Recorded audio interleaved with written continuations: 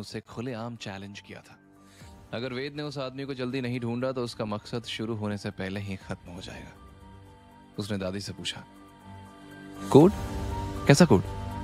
आपने मुझे पहले क्यों नहीं बताया? तभी सावित्री ने उससे कहा, वेद, अब इस सवाल जवाब के लिए वक्त नहीं बचा।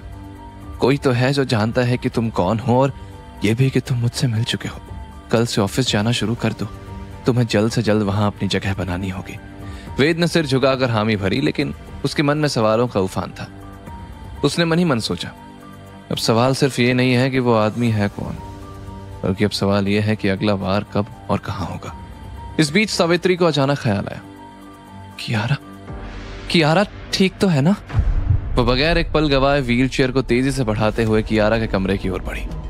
उन्हें चिंता में देख वेद भी सब कुछ भूलकर उनके पीछे भागा। सावित्री ने कियारा के रूम का दरवाजा जोर से खटखटाया, लेकिन अंदर से कोई जवाब नहीं आया। कियारा बेटा, तुम ठीक हो ना? दरवाजा खोलो। तभी वेद ने जोरदार धक्के से दरवाजा खोला, लेकिन कियारा रूम में नहीं थी। ये देखकर सावित्री की सांसें अटक गई। उन्होंने तुरंत कियारा को कॉल किया, लेकिन कियारा कॉल ही नहीं उठा रही थी। वो आग बबूला होकर जोर से चिल्लाई, सिक्योरिटी! पलक झपकते ही पूरे मेंशन की हलचल तेज हो गई। सारे सिक्योरिटी गार्ड सिर झुकाए भागते हुए सावित्री के पास आए। सावित्री आते ही उन पर बरस पड़ी। पूरे मेंशन की तलाशी लो, सीसीटीवी फुटेज चेक करो, एक एक कोना छान मारो, देखो ये लाइट कैसे गई और कियारा कहाँ है। अगर मेरी पोती को एक खरोच भी आई तो तुम लोगों की खैर नहीं। तभी सिक्योरिटी गार्ड कांपते हुए नजरें चुराता हुआ बोला, मालकिन, हमें भी समझ नहीं आ रहा कि आखिर लाइट गई कैसे, लेकिन कियारा मैडम वो तो रॉयल क्लब गई है। ड्राइवर रमेश उन्हें लेकर गया है। ये सुनकर सावित्री को चैन की सांस आई, लेकिन फिर वो ऑर्डर देते हुए बोली, आज और अभी से इस मैंशन का एक भी पुराना गार्ड मुझे दिखाई नहीं देना चाहिए। पूरी टीम नहीं चाहिए तुम्हें मिलाकर। किसकी इतनी हिम्मत जो मेरे कमरे तक घुस आया? कोई मेरे कमरे तक बेधड़क घुस आया और तुम लोगों को खबर भी नहीं? मजाक बनाकर रख दिया है इस मैंशन को। दफा हो जाओ मेरी नजरों से। सिक्योरिटी हेड और उनकी टीम बिना किसी सवाल जवाब के वहां से चले गए। वेद तो अभी भी उस गायब हुई फोटो और कोड की सोच में डूबा था कि तभी सावित्री ने उसे स्ट्रिक्टली कहा, वेद, अब से चाहे कुछ भी हो जाए तुम कियारा के रूम में उसके साथ ही रहोगे। उसके साथ उठोगे, बैठोगे, उसी के साथ खाना खाओगे और कल से उसके साथ ही ऑफिस भी जाओगे, ठीक वैसे जैसे एक हस्बैंड और वाइफ रहते हैं। अभी उसे किसी भी तरह घर वापस लेकर आओ। वेद को लगा कि जब जब वो अपने मकसद तक पहुंचने की कोशिश करता है, बीच में कियारा आ ही जाती है। इसलिए वो थोड़ा चिढ़ते हुए बोला, दादी, आप तो ऐसे बोल रही हैं जैसे मैं कोई जादूगर हूं। एक छड़ी घुमाते ही मुझे एक्सेप्ट कर लेगी। अरे मैडम को मेरी शक्ल भी पसंद नहीं है। सावित्री जी ने उसकी बात को इग्नोर करते हुए कहा, वो भी पसंद आ जाएगी, भूलो मत। This is your responsibility as a husband, understood? Ved ने मन ही मन सोचा, यार ये पिस्टल दादी तो हिटलर की अम्मा है। मैं खुद तो क्लब गया नहीं आज तक, तो उस नखरीली मिस खीरा को वहां से मना कर कैसे लाऊंगा? कोई ऑप्शन भी नहीं है वेद। तुझे पता है ना तूने ये डील क्यों डन की थी? उसने गहरी सांस लेकर हामी भरी और बोला, ठीक है जैसा आप चाहें, लेकिन याद रखिएगा हर चीज की एक कीमत होती है और मेरी कीमत आप जानती हैं। सावित्री ने हाँ में सर हिलाया और उसे जाने का इशारा किया। दूसरी तरफ मुंबई के सबसे महंगे पॉश क्लब में, जहां लाइट्स की चमक और डीजे का बेस हर किसी को थिरकने पर मजबूर कर रहा था, कियारा अपने दोस्तों के साथ कॉर्नर टेबल पर बैठी थी। उसके चेहरे पर टेंशन और इरिटेशन साफ नजर आ रही थी। उसके हाई प्रोफाइल फ्रेंड्स समीक्षा, रिया और सार्थक पूरी तरह मस्ती में डूबे हुए थे। इस बीच सार्थक कियारा की तरफ देखकर फ्लर्ट करते हुए बोला, वर्ल्ड की मोस्ट ब्यूटीफुल लड़की का mood off, that should be illegal. हुआ क्या है मिस गॉर्जियस? कियारा ने नाम में सर हिलाया और बोली, नथिंग, जस्ट वर्क स्ट्रेस। तभी रिया उसके सामने ड्रिंक का ग्लास सरकाते हुए बोली, मिस वर्कोहॉलिक, कभी तो खुद को रिलैक्स कर। लड़कों को अक्ल वाली नहीं शक्ल वाली लड़कियां पसंद है, फिर चाहे वो तुम्हारे ड्रीम मैन मिस्टर के ही क्यों ना हो, इनसे तुम शादी करने के ख्वाब देखती हो। सो स्ट्रेस को मारो गोली babes and bottoms up. Kiara ने तुरंत कहा, you guys no I don't drink. Sarthak भी हंसते हुए इंसिस्ट करने लगा, अरे यार एक सिप से कुछ नहीं होता, come on just one shot. Kiara का फ्रेंड्स इंसिस्ट करने लगे। सार्थक ड्रिंक लेकर आया, कियारा की ओर बढ़ा और उसे जबरदस्ती ड्रिंक पिलाने के लिए उसके होठों तक ग्लास ले गया। लेकिन तभी किसी ने उसका हाथ पकड़कर उसे रोकते हुए कहा, ऐसे लड़की को जबरदस्ती ड्रिंक पिलाना अच्छी बात नहीं है मिस्टर। सार्थक के साथ साथ बाकी सबने नजरें उठाकर देखा। ये कोई और नहीं बल्कि वेद था, जो सावित्री के कहने पर वहां गया था। कियारा उसे देखते ही चिढ़ गई, लेकिन वेद के चेहरे पर एक शरारती मुस्कान थी। तभी सार्थक झटके से अपना हाथ छुड़ाकर बोला, अबे तू है कौन? रिया भी उसे ऊपर से नीचे तक देखकर नाक सिकोड़कर बोली, कपड़े तो देखो इसके, ऐसा लग रहा है जैसे घर का पोछा पहनकर आ गया हो। Not our class, loser.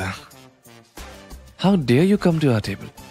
Veda sarcastically मुस्कुराते हुए बोला, पैरों से चल के, लेकिन आपकी आंखों पर क्लास का चश्मा चढ़ा है ना, शायद दिखा नहीं होगा।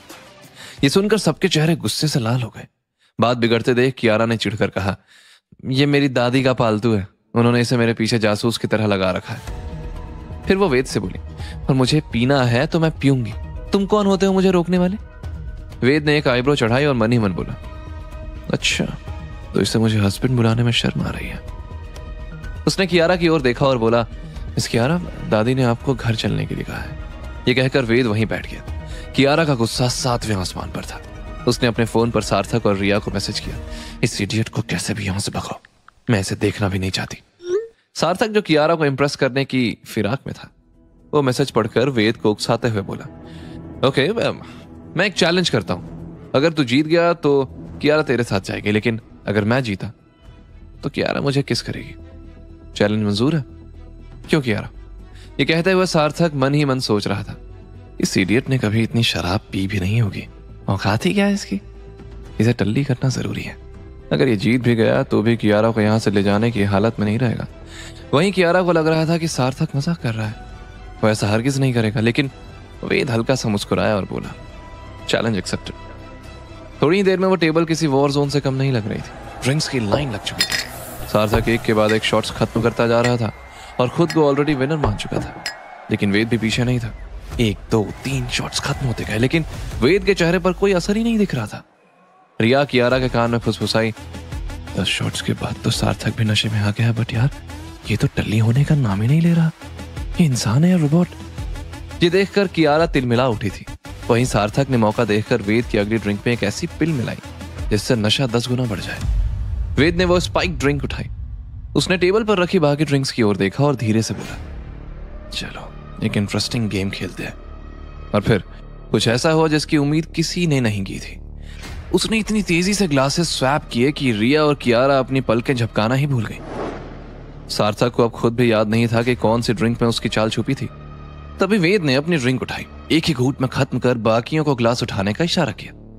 सार्थक ने हिचकिचाते हुए जानबूझकर कियारा के सामने वाली ड्रिंक उठाई। घूंट लेते वक्त उसके हाथ कांप रहे थे। कियारा ने गुस्से में सार्थक के सामने वाली ड्रिंक उठाई और एक बार वहीं कटक गई। फिर उसने अपने पर्स से एक क्रेडिट कार्ड निकालकर वेद की ओर फेंका और कहा, ये लो, डोंट स्पॉइल माय नाइट, तुम भी एंजॉय करो, जब मेरा हो जाएगा तो मैं खुद तुम्हें बुला लूंगी, करेक्ट?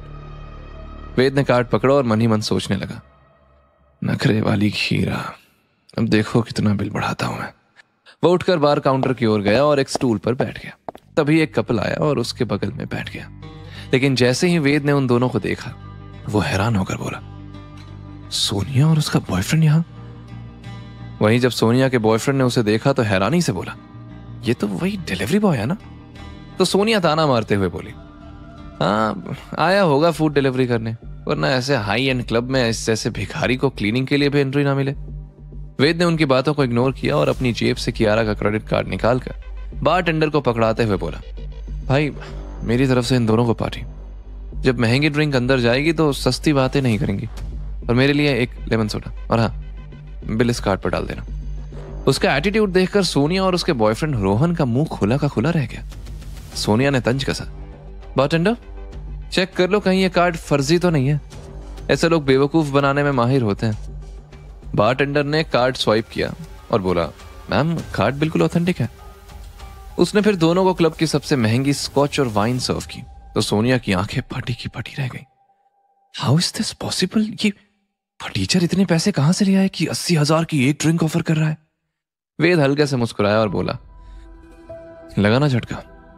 वैसे अच्छा हुआ उस दिन तुमने अपना असली रंग दिखा दिया था, नहीं तो आज मैं दुनिया की बेस्ट लड़की के साथ नहीं होता। ये कहते हुए वो कियारा की ओर इशारा करने ही वाला था, लेकिन जैसे ही पलटा सीन बदल चुका था। सार्थक ने कियारा को अपनी ओर खींच लिया था और उसकी कमर में हाथ डालकर सिचुएशन का फायदा उठाते हुए उसे बाहर ले जाने लगा।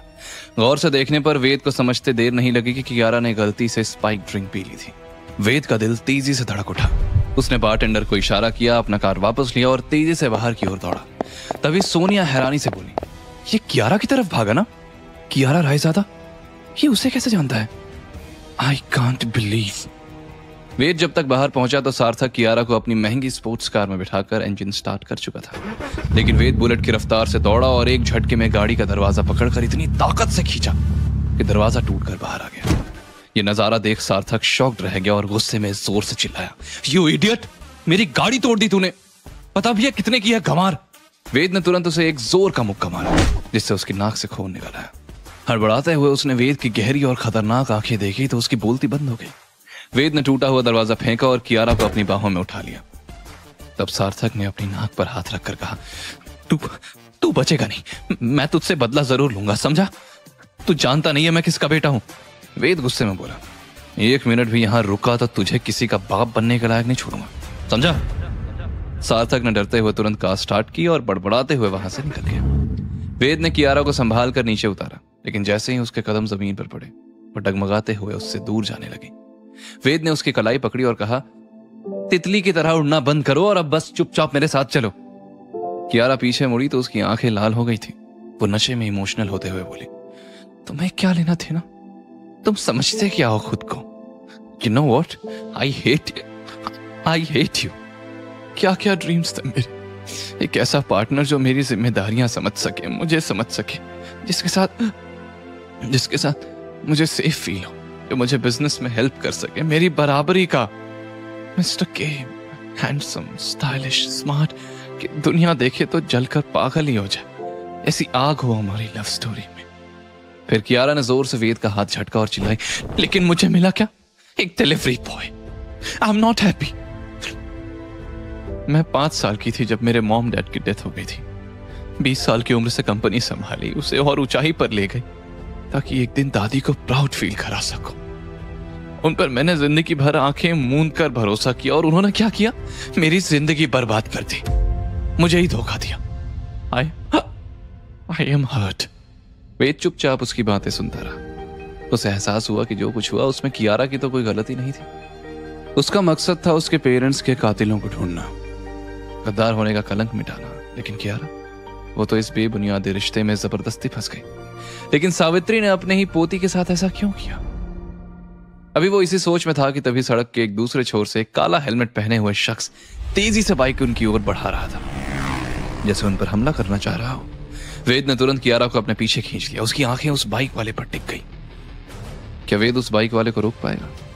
क्या वो कियारा को बचा लेगा? और क्या उसे अपनी मम्मी पापा की मौत का सच पता चलेगा? सावित्री के पास कौन से जवाब हैं जो वेद की जिंदगी